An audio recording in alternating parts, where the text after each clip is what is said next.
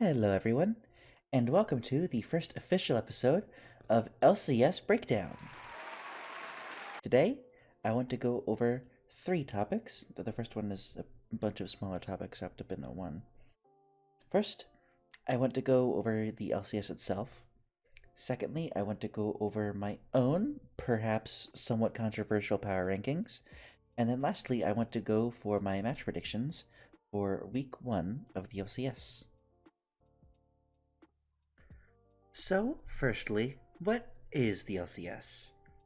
In case somehow you are new here, I thought I should go over what the LCS is, so that way I can hopefully bring you to watch it with me. So, the LCS stands for League of Legends Championship Series, and it is hosted in North America. This means that residents of both Canada and the United States are considered residents of the whole region and are eligible for play with no restriction. However, there is also an import rule that allows each team to bring up to 2 other players from anywhere in the world to play.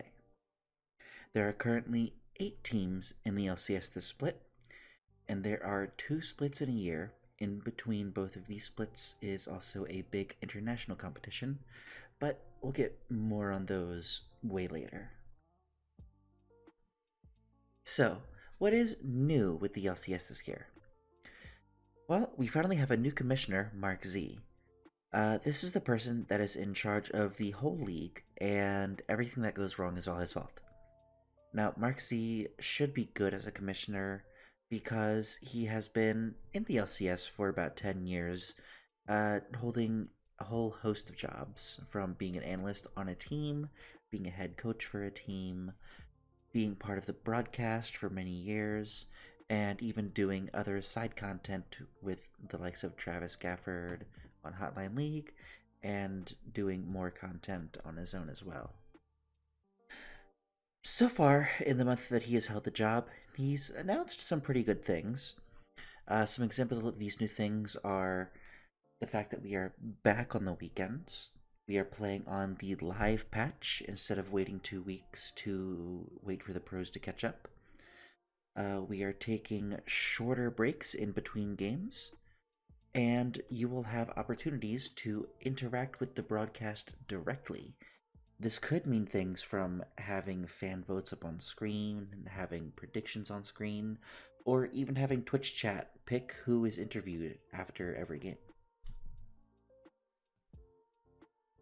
So after what is new with the LCS, let's talk about what's kind of returning, though it has a bit of changes. The LCS format.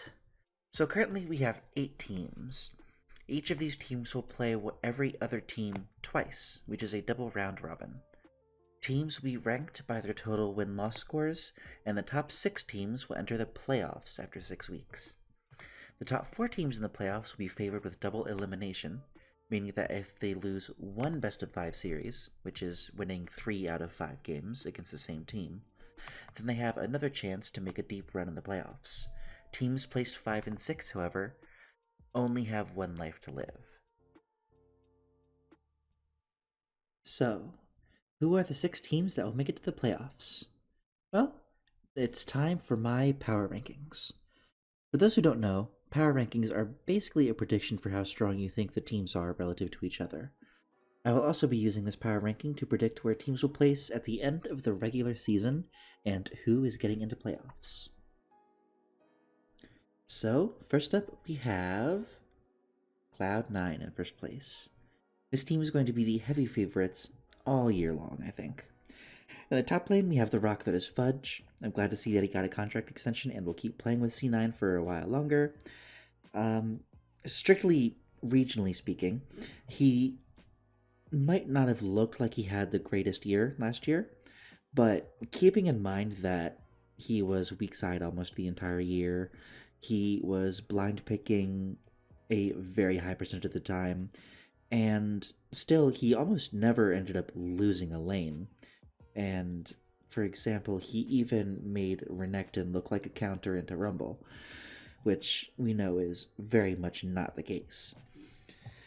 He was maybe a bit muted at worst, but I think that he wasn't bad by any metrics, and I'm hoping that we see a perhaps resurgence from him and a stronger performances here. In the jungle, we have Blabber, who is in full sprint in his race to reach NA GOAT status. With Bjergsen and Doublelift retiring, he almost has nothing to lose in chasing this. Some might say he's already pretty close. Some might say that he's already the best jungler NA has ever raised. But he is looking to make his name known for sure. In the mid lane, we have the one and only Jojo Pyun. He's young, he's coming off an MVP split, and he's easily the best mid laner in the LCS at the moment.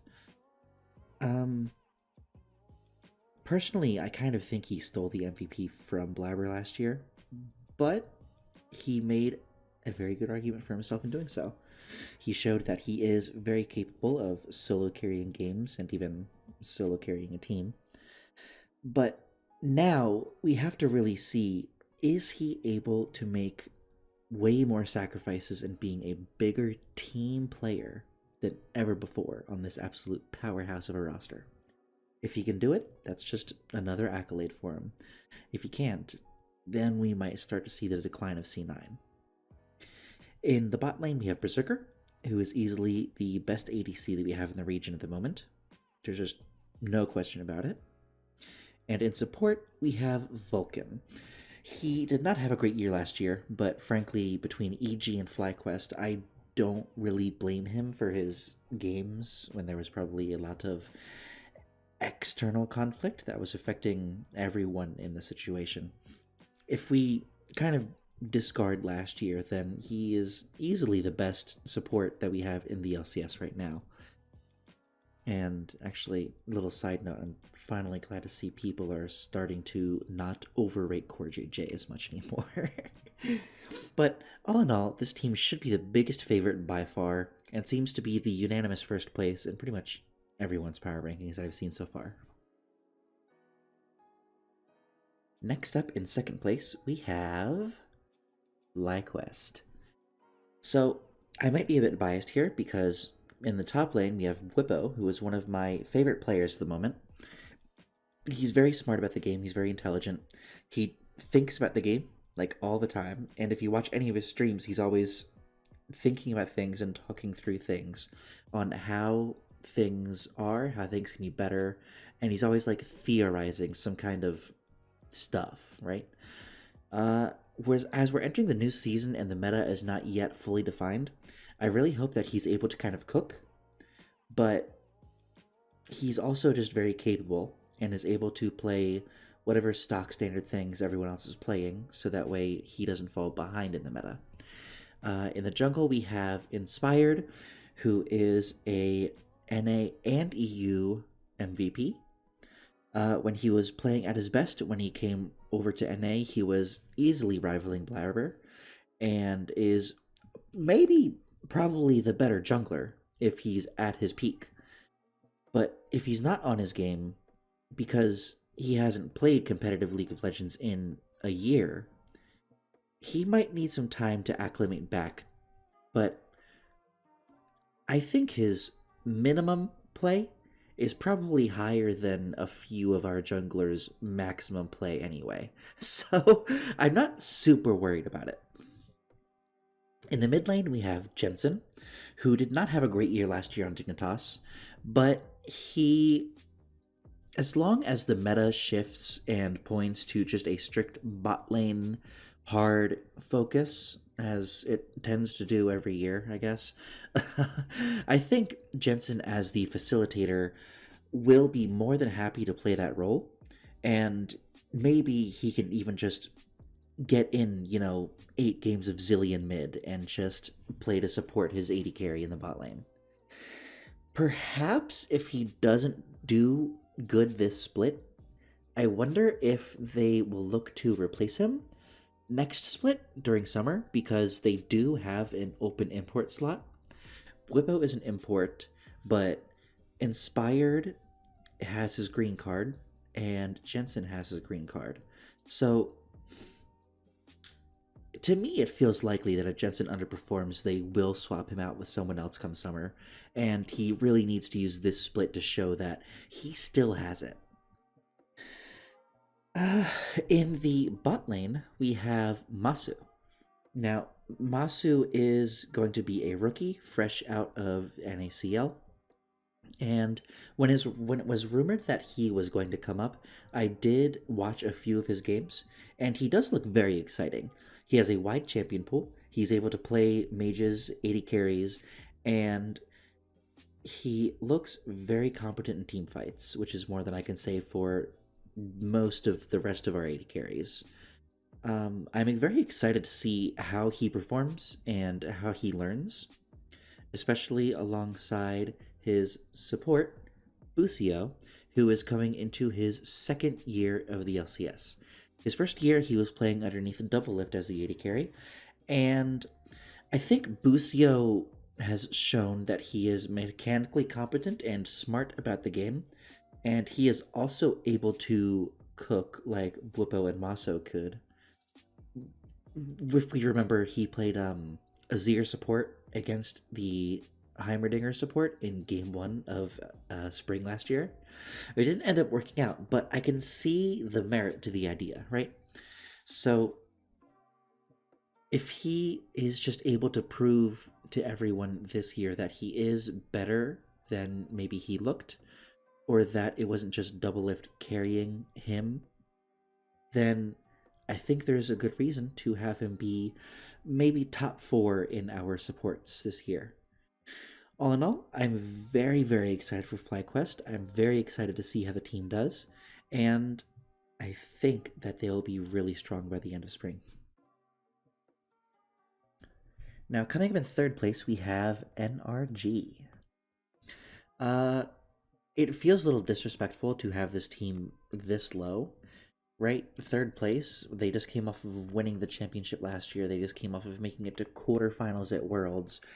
But I feel like the competition in the LCS between the top teams has improved a little bit with the C9 and FlyQuest rosters.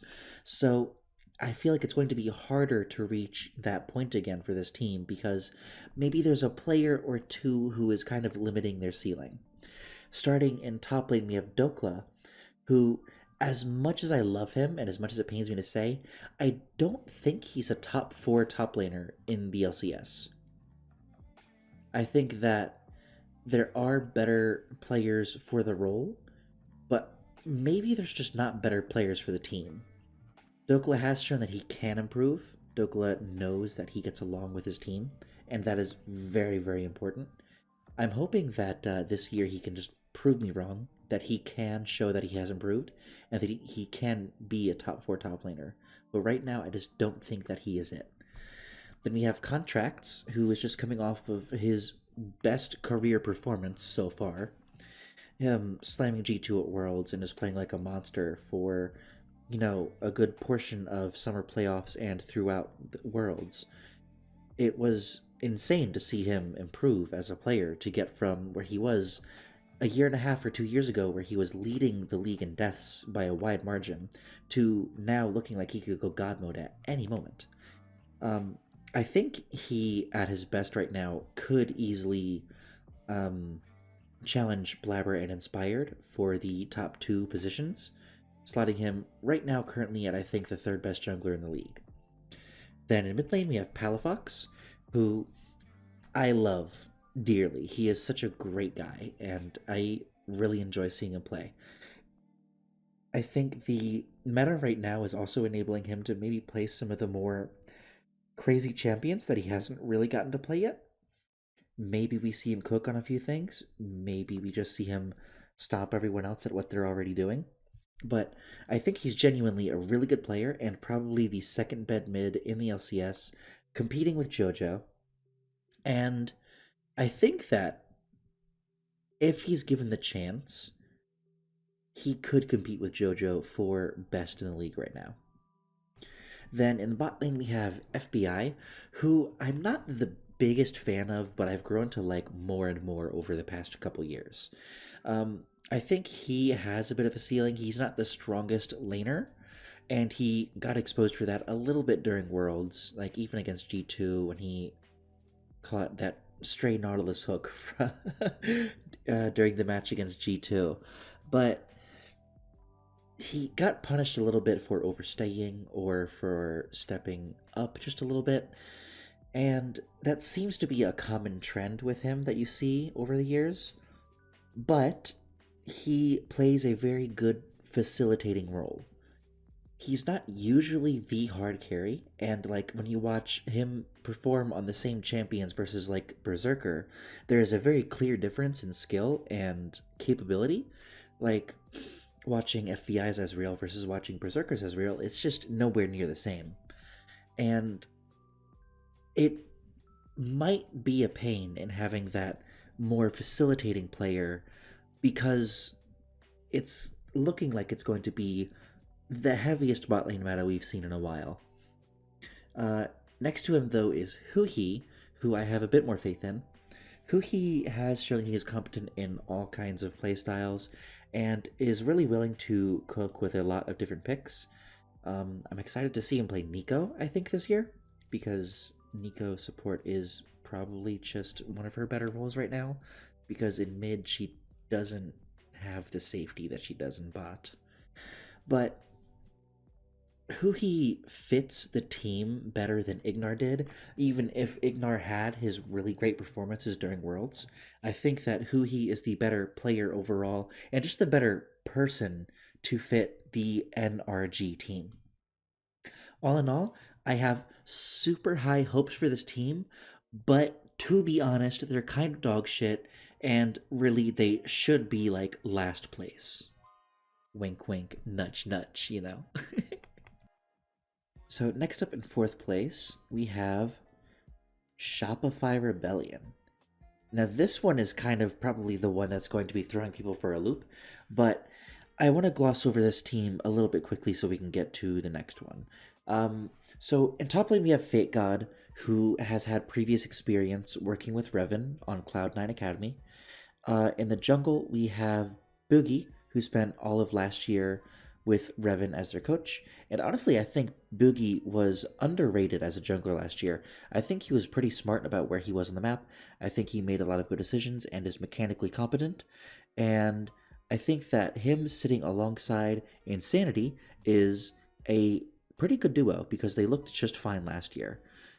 He was probably the 4th best jungler last year, and that is probably true this year as well, but it has more meaning this year. Mid lane, we have Insanity, who thankfully got re-signed. I am super glad that he is back, and he looks like he's here to stay, at least for a while. His performances last year were fantastic. He will play anything and everything, so we know that he can carry, we know that he can facilitate, we know that he will do whatever it takes to have the team win the game. Down in the bot lane, we have the intended starter is Bvoy, who I honestly know absolutely nothing about, but I do know that he has worked with Revan on actually 2 or 3 teams in the past before. I'm not super confident in Bvoy coming in, especially when the likes of Sven were available, but I'm trying to put faith in Revan here that he knows what he's doing with this roster of people that he has worked with before, and concluding that roster is Zazel in support. In 2018, he reached semifinals with Cloud9, and then he kind of fell off a cliff. Like, I don't know where he went, other than, like, he just stopped playing and became the positional coach for support for C9. And he was doing that for a few years until he went back down and played in Academy or NACL last year, and he won. And he's looking really good still. He's looking almost as good as he ever did. And I'm really glad that he is here again in the LCS. And I'm really glad that this team as a whole looks to be like it could be better than the sum of its parts, right? I'm super glad that Fate God is getting a second chance, and I'm super glad that Revan looks like he actually got to build a team that he likes, rather than kind of working with whatever scraps TSM was giving him before. But I still have to wonder a little bit about Bevoy. It sounds like Wild Turtle will be starting week 1 because maybe Bevoy is having some visa issues, but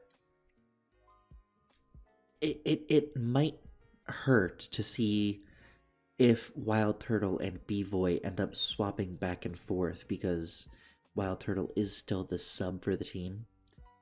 And it left a bad taste in the mouth last year when Revan signed Ruby and then made Insanity sit out so that way Ruby could play for a weekend.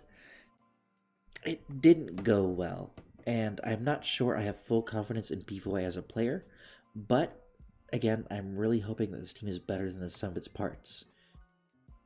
And I just honestly think that Bevoy is an improvement over the AD carry on the next team that I will be talking about.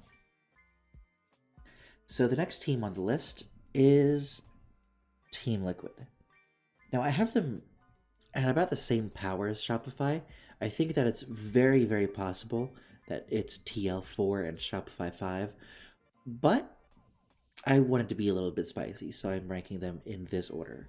So 5th place TL, which is wild considering we have Impact in the top lane.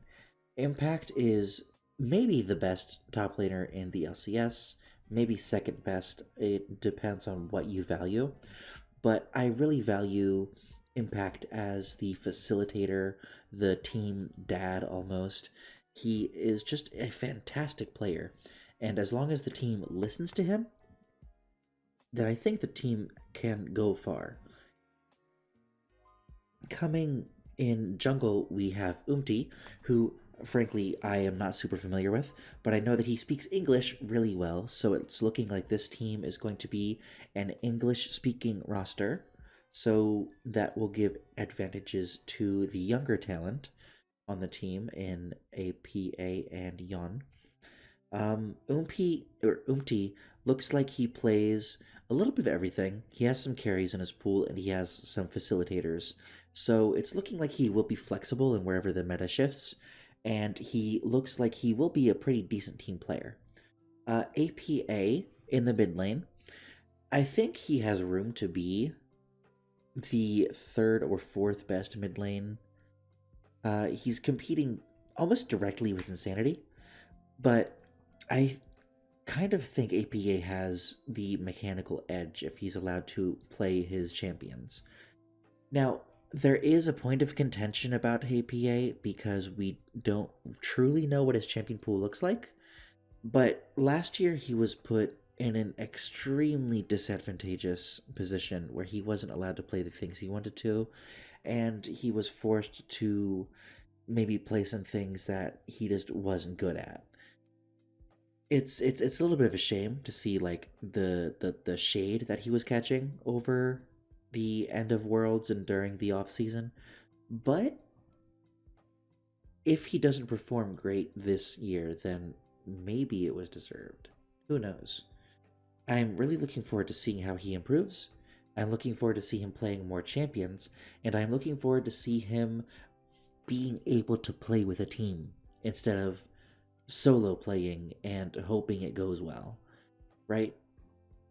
Like, it almost felt like last year he was in just some kind of advanced solo queue. It didn't look great as a team image. It just didn't. Next, we have Yon in the bot lane. Now, Yon is coming into his 2nd year of play. In his rookie year, he started off in spring looking pretty good, and then he's just had a very steady decline ever since. He has not made any improvement since his debut, and I feel like he's just gotten a lot worse. Now, I haven't seen him play recently. I haven't seen him in any Champions Queue games or anything, but during summer playoffs and during Worlds, he was completely invisible, if not a liability to the team. He didn't know how to team fight. He didn't know how to space. He is not a good laner. It really doesn't feel great to see him back, but considering his great start to his year last year, I know that there's room to improve. I know that there's room for him to get better and to reach his peak and even to increase his peak. But I feel like it's almost now or never for him already, where he either has to get his shit together and figure out what he needs help with, or he's just going to be a perennial bottom of the table bot laner, and he's going to be doomed to Immortals and Dignitas eventually. It doesn't feel great to say, but I really, really hope that he can do better. And then finally we have Core JJ. I'm glad to see, again, that people are devaluing Core JJ because he is not the same player that he was when he won Worlds. He is not the same player. He has declined a bit mechanically, and it's just hard to really compare him to some of the better support, despite the fact that he has, like, not been performing. He has a lot of veterancy, he has a lot of ideas on how the game goes, and he is very good at talking with his team, I think. But in game, it just doesn't show a lot. And I'm not necessarily a Core JJ hater. I'm grateful for the time that he's put into the league, and it's very obvious that he wants to stay and he wants to keep putting in the work because he keeps re-signing this contract with TL. Though, I mean, maybe they're just paying him a lot of money, but I would hope not because he's not that great. I think he's probably the third or fourth best support in the league right now. Overall, Team Liquid has the potential to be probably a third place team, maybe even second place, but I just can't see the sum of its parts right now being greater than the pieces. I think Yon is currently too much of a liability, and I think that APA needs to really show his stuff. Alright, I want to try blowing through the rest of these pretty quickly because this video is already way too long. Next up, in 6th place, we have Immortals, taking the last slot for playoffs. So a lot of people are having Immortals ranked like 7, 8, but I actually kind of have faith in this team for some reason. I think in the top lane, Castle has promise. In a recent interview with Degon, Impact said some pretty nice things about Castle, actually. He said he's a different kind of top laner, his movement is different, and it's like playing against an animal in a non-derogatory way. In the jungle, we have Armeo, who maybe will finally get to play a full split on one team. Maybe. Surely he won't get subbed out in the mid split by, like, no one. um, I'm excited to see if he can still perform, because he wasn't terrible on EG, but he wasn't like the reason they were winning games per se. Mid lane we have Mask, and Mask actually looks like a high point on the team. He was very highly gatekept on his Unicorns of Love team in the ERLs, and he actually looks like he has a pretty decent head on his shoulders as far as gameplay. He is mechanically competent. I actually think that Mask might be able to turn some heads and maybe even take like a fourth or fifth best mid in the league. Then we have Tactical in the bot lane. This honestly is kind of looking like his kind of meta. Kalista is going to be pick ban probably, and I think Kalista is probably one of his favorite champs. He might end a little bit because that's what he does, but I think overall he's gotten better at restraining himself on these things. Last year, I can only remember like 2, maybe 3 plays where he was egregiously out of place and cost the fight or the game in that situation. And then lastly on Immortals, we have Ole, who is coming back after completing his Korean military service, which is kind of wild. I think that's the first I've ever heard of a player having to retire so they can go do their military service in Korea and then unretire, play the game, and make it back to pro competitive. It's actually kind of inspiring, but I'm not really sure what he's going to look like.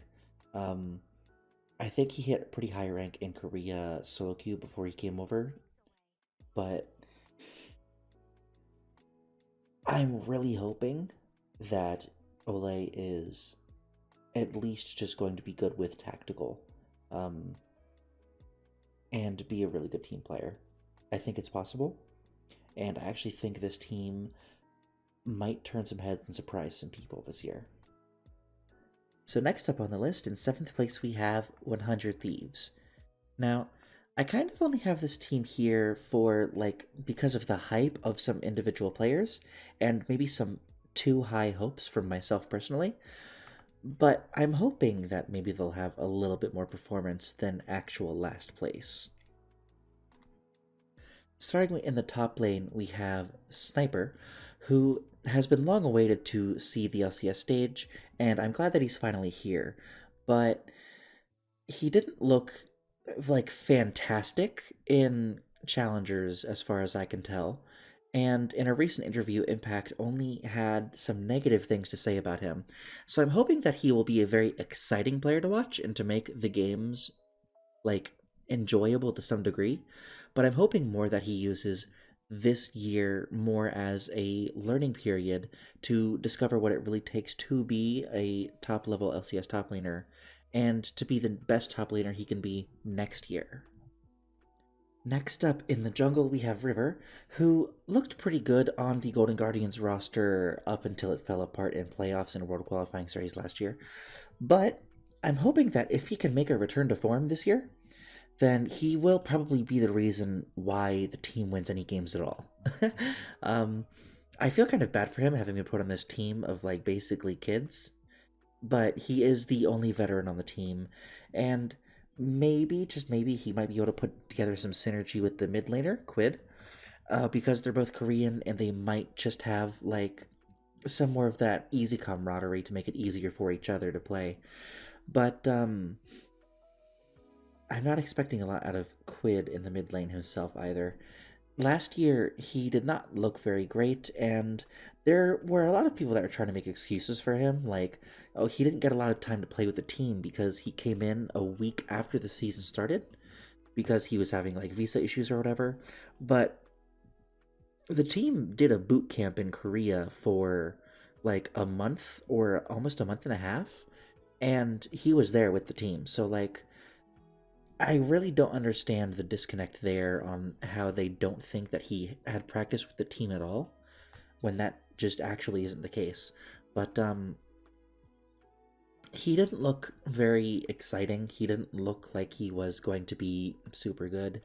And I guess I'm just an enjoyer of giving players a second chance because I'm interested to see if he can improve. Maybe having a better jungler next to him will help him and give him more confidence to play more aggressive, to play better, to do what has to be done. But right now, I just don't think that he's it. Then in the bot lane, we have Meech, who looked pretty good in challengers. He just came off of winning the league with his team Disguised Toast. Um, he looks like he's a really good team fighter, but he doesn't look like he's too great a laner. And I think laning is probably going to be like probably the more important part right now because of how the meta it looks like it's probably shifting. But if he's performing well and up to his standards that it looks like he's set in NICL, then him and River I think will be a decent force to work together with that might bring this team up to a potential 6th place, but I really struggle to value like Meech and River equal to like entire teams above them, right? And then there's Ayla in support, who I'm truly not sure what to think of. His time on TL Academy, he was looking pretty decent. He was a good pair with Yon. And then when they pulled Ayla up to, I think, play the lock-in tournament in 2022, and then play the first, like, maybe week or two of LCS, because Core JJ was having visa issues, he looked pretty good. Like, he looked like the team could just flat out put him in instead of Core JJ, and they wouldn't be any worse for it. But then the next year, when he came into FlyQuest, he just didn't look good at all. And he then going over to EG, he still didn't look any better. So I have to wonder if, like, maybe. I'm willing to give people the benefit of the doubt for being on EG and having a bad time, because the team atmosphere, the org atmosphere, just had to have been absolute dog shit. Like, there's just so much behind the scenes there that no one is talking about, that I will not blame a player for not playing their best while being on EG for the past, 2 or 3 years. Um, but FlyQuest is, like, interesting because you have to wonder if the team atmosphere is really bad, or if the coaching wasn't right, or what the players just didn't like each other, or what was going wrong there. But last year he just didn't look good at all. Again, I'm a proponent for giving players a second chance. So I'm happy to see Ayla play again, but I just really hope that maybe if he finds some good synergy with Meech, he will start looking like his old self and start looking like a better player. But right now, I just can't see that happening. Now, last up in the D tier for Dignitas in 8th place.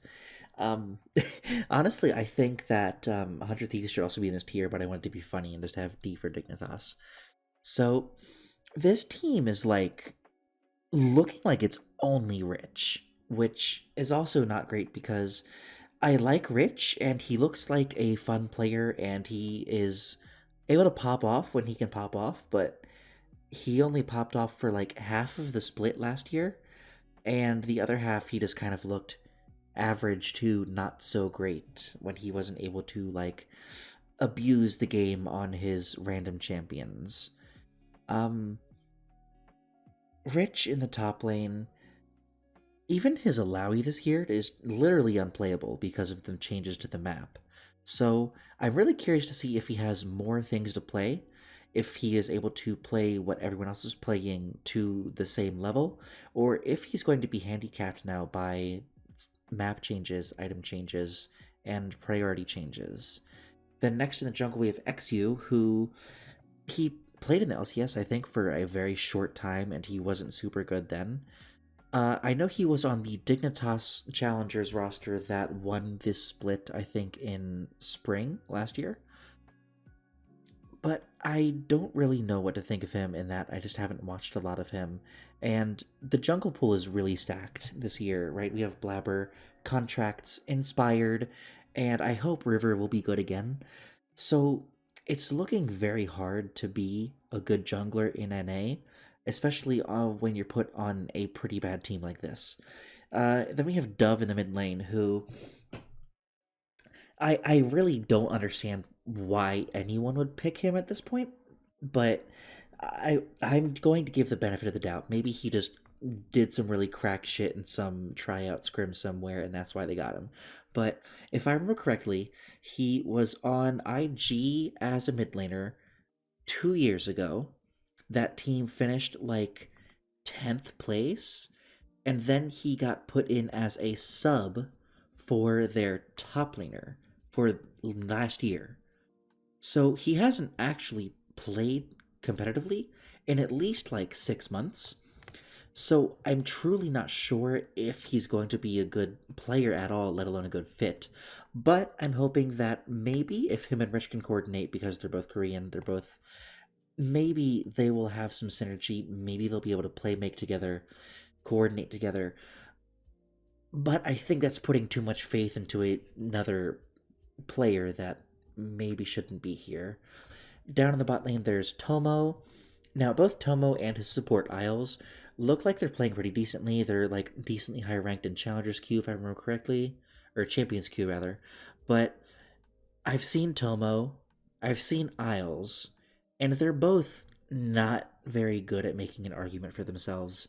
Last year, Tomo wasn't impressive, though he was maybe the best part of the second half of last split on that team, which is kind of sad because there's just no chance for him to stack up against like Berserker, Masu, even Meech, who is might be playing the game by himself.